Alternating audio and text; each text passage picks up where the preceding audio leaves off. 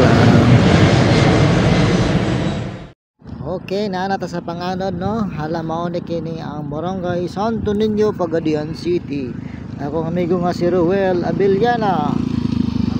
Oh, kung gusto mo punta daw solar, anhel lang mo dire kay naapod ko mo assist sa iya. So may na siyang punta daw solar, complete set na. Do ulam mo niya kung sa mga mga gusto ninyo, ha? O tanawa na, kita kay solar panel sa ayang atop, oh. Tulo ka buok na.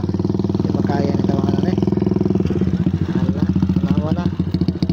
Tigil mo lang, di wagid ka lang. Okay, kapag kinin pika side ni sa left side is purok Quezon. Og sa pikas wala na ko kabalo. Ala na. Naman na mo dia o sa purok dia sa purok Rojas kanan na ay Gabaog na scene. Nadia mo dia dapit. So daghan lagi kayo na mo yun, no? Di na gid mabang ning barangay sa dunon niya ba.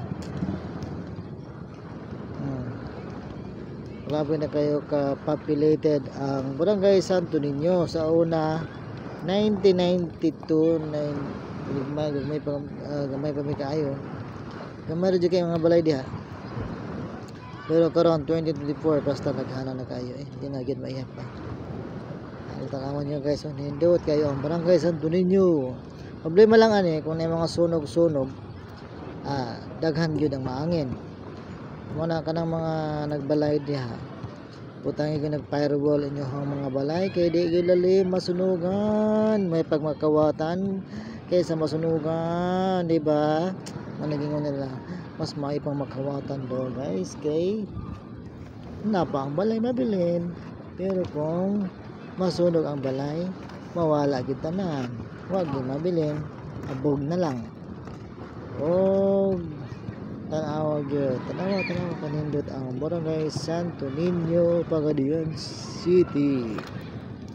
Ang Santo Niño murag LA, luyo sa Agora.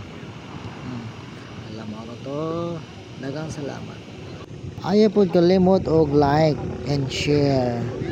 Salamat, maro na itong kinabuhi guys. Thank you.